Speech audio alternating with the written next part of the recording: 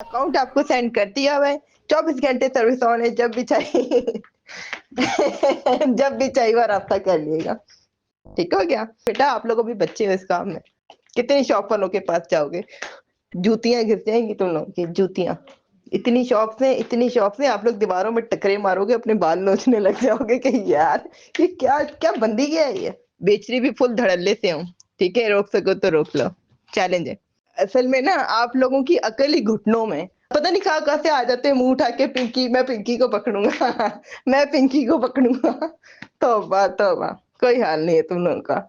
फिर 5 साल हो जाते हैं, 6 साल हो जाते हैं, 7 साल, 8 साल, 9 साल रिटायर हो जाते हैं फिर खुद ही फ़ोन करके हँस रहे होते हैं कि यार मैं इतने साल पीछे लगा रहा, पकड़ नहीं पाया। जिस दिन दिमाग से सोचना शुरू करोगे ना, उस दिन पिंकी की तरह एक ब्रांड बन जाओगे।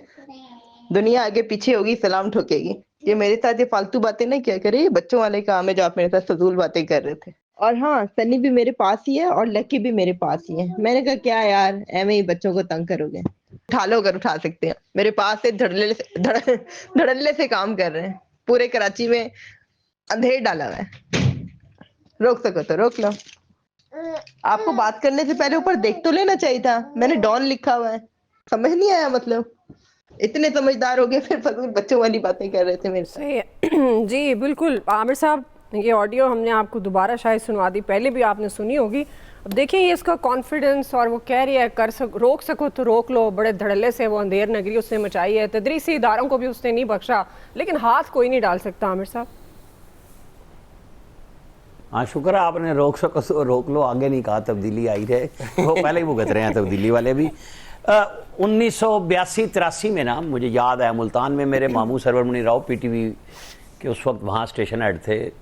मैं स्कूल गोइंग था 7वीं 8वीं का, तो एक ज़ारा टीवी उस वक्त वही जाता था, वहाँ से शुरू करता हूँ मैं। हम गए तो एक ट्रक से चर्स निकली थी और उसके खुफिया खाने बना रहे हैं। मेरे जहन में है वो बात, आज रिकॉल हुई है कि जी ये जो है ना, वो ड्राइवर कह रहा मेरे सामने, उसने बारिश था कि मैंने तो जी फलानी जगह से ट्रक लिया था, मैं तो हुई नहीं। वहाँ एक पुलिस वाला खड़ा था, कहना जी ये सौदा होंदा थे, वो सराइकी में बात कर रहा था, ये एक अदा ट्रक नपवा गिंदन ताकि काम चलता रहे। तो ये मुनशियात के जब भी लोग पकड़े जाते हैं ना, मेरे जहन में वो बात आती है। अब हम बड़ी देर से इसकी लाइव कवरेज कर रहे हैं, मेरे जहन में क्वेश्चन ये है कि ये है क्या चीज़। सारे टीवी अपना काम छोड़ के इस पे कर रहे हैं, हमारा प्रोग्राम भी इस पे हो रहा है। अच्छा ये धंधा चलेगा कितनी देर? मतलब वो कराची में ओपनली कर रही है। नवीद साहब ने बड़ा अच्छा उसको साथ मुंतबिक किया झखरानी साहब के बेटे की तरफ। अच्छा ये नहीं मुमकिन कि उनकी वजह से इतना प्रेशर हो। हमारे स्क्रीन पे एक टिकर था और वो ये था, इसके ऊपर पिंकी ये जो अनमोल खातून है, जिसका ये था कि शायद हम किसी के खिलाफ एक्शन ले लें जो बगैर हथकड़ी के पुलिस वाले लेके गए हैं। ये पुलिस ज़राए से हमारी फुल स्क्रीन पे चल रहा था। अच्छा आप अंदाज़ा करें कि वो पुलिस वाले भी डर के कह रहे हैं शायद हम एक्शन ले लें। अच्छा आईजी साहब ने नोटिस ले लिया। मतलब ये दो दरिया मेरी पसंदीदा जगह कराची की, अगर जाएँ तो वहाँ खाना खाया जाए।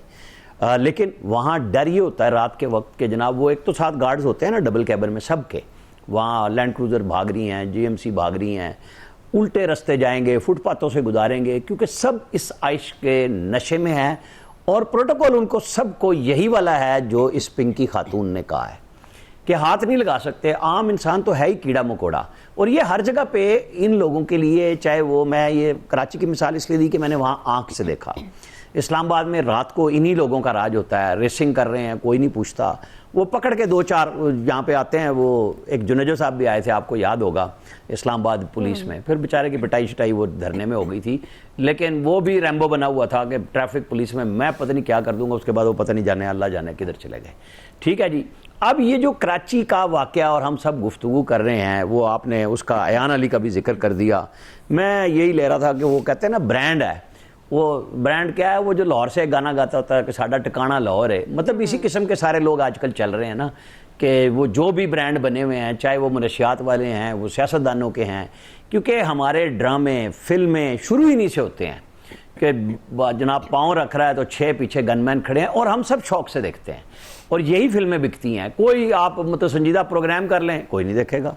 ये इसकी रेटिंग भी ठीक होगी आज ये जो मनशियात की चल रही है, क्योंकि लोग कहेंगे यार ये कोई नई चीज़ आई है जो जिस ठस्से से वो चल रही है मतलब वो बाकायदा लहरा लहरा के वो शो करा रही है कि कुछ नहीं। अच्छा कमाल ये है कि इस खातून के लिए सारे टीवी पहुंचे हुए हैं। मतलब ये मेरी समझ से बाहर है ना कि ये अरेंजमेंट क्या है, हम किसको दिखाना चाह रहे हैं। हम जाएंगे, हमने तो यहाँ बड़े बड़े वीडियो इंटरव्यूज देखे हैं, वो सारे के सारे उज़ैर बलोच को देख लें, क्या बनी कहानी। मतलब ये मुख्तलिफ लोग हैं ना, अपने अपने पेशे के टॉप पे लोग बैठे हुए हैं। वो उज़ैर बलोच का कुछ और काम है, वो इंडिया मूवियाँ बना रहा है कि जनाब वो ये कर रहे हैं, वो ये कर रहे हैं हमारे ऊपर, और हम उनके ऊपर बना रहे हैं कि वो क्या कर रहे हैं वहाँ पे। वो उनके यहाँ रेप के केसेस बसों में आए हैं, दिल्ली में, मुंबई में, मुख्तलिफ जगहों पे।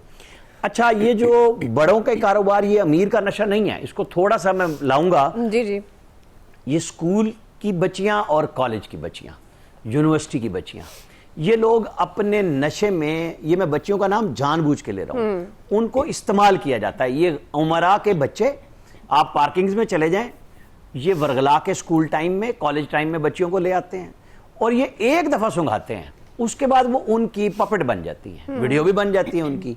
और पता नहीं कितनी हम लोगों की प्रेस कॉन्फ्रेंसेस सुन चुके हैं कि जैसे ना हम यहाँ शुगर कंट्रोल कर सके, ना यहाँ हम हेपेटाइटिस कंट्रोल कर सके, ना हम तो पोलियो नहीं ठीक कर सके, कि हमारे यहाँ आवे का आवा बिगड़ा हुआ है। चाहे उसके अंदर ANF आ जाए, अब ये मुनशियात चुके हुई है ना, कच्चे के डाकू पता नहीं कहीं कहीं से निकल के आ जाते हैं, फिर खत्म कर देते हैं। तो बस अल्लाह की तरफ से है कि दुनिया में हमारे पास अगर कोई मिसाल है इन शहरों में खत्म करने की, तो न्यूयॉर्क में एक मेयर गुजरे थे जिन्होंने सारों को निकाल दिया था। अब ये कराची के ऊपर तो इतनी कहानियां बन चुकी हुई हैं कि जनाब हम ये कर देंगे। वो जरदारी साहब ने भी कहा था 3 महीने में चेंज कर दो, वो लोगों ने कहा 3 महीने हो गया, क्या चेंज हुआ है? ठीक है, वो सड़कें अंडरपास बन रहे हैं तो यूनिवर्सिटी रोड पे गुफ्तगू शुरू हो गई हमारे यहाँ, और उसमें भी पता लग रहा है कि जी ये भी ठेकेदार उनका है, ये भी ठेकेदार उनका है, क्योंकि सिस्टम के ठेकेदार है ना सारे के सारे। तो कौन पूछेगा इसके ऊपर? पॉलिटिकल में सवाल नहीं मैंने उठाया, मैंने रियलिटीज पे बात की है कि ये कौन खातून है। कोई जवाब दे दे, नवीद साहब दे दें कराची से। हम तो अब पीछे लगेंगे क्योंकि टॉपिक नहीं था ना, अचानक आया तो हमने बात करनी शुरू की। खालिद कयूम साहब को शायद पता है ये कौन है। खालिद कयूम साहब को पता है, लेकिन ये कोई धंधा करते हैं। ब्रेक लेते हैं जी, इन्फॉर्मेशन होती है ना, कराची वाले ही बेहतर बता सकते हैं इस बारे में, इस खतून के बारे में।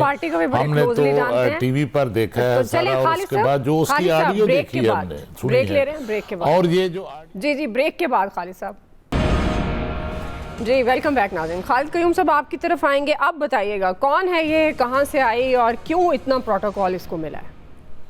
देखिए इसके हवाले से तो जो है वो कराची वाले ही बेहतर बता सकते हैं, लेकिन हमने तो जो उसकी जो ऑडियो सुनी है या उसकी जो विजुअल देखे हैं वहाँ पर टीवी पर, तो उसमें जिस तरह वो जो मनशियात फरोश खतून पिंकी जो है वो अपनी ऑडियो के अंदर पूरे निज़ाम को, पूरे सिस्टम को चैलेंज कर रही है, और मैं समझता हूं कि ये एक बहुत बड़ा एक सवालिया निशान जो है वो हमारे अदालती निज़ाम पर भी है, इंसाफ के निज़ाम पर भी है, पुलिस के निज़ाम पर भी है, हमारी हुकूमत पर भी है, इंतज़ामिया पर भी है, कि मैं समझता हूं कि यहाँ पर तो हमारे जो सिंध के वज़ीर दाखिला हैं वो इस हवाले से प्रोटोकॉल देने का मामला जो है उसका नोटिस ले रहे हैं, और ये कोई बात नहीं कर रहा कि इस केस को जो है वो एक टेस्ट केस बनाना चाहिए,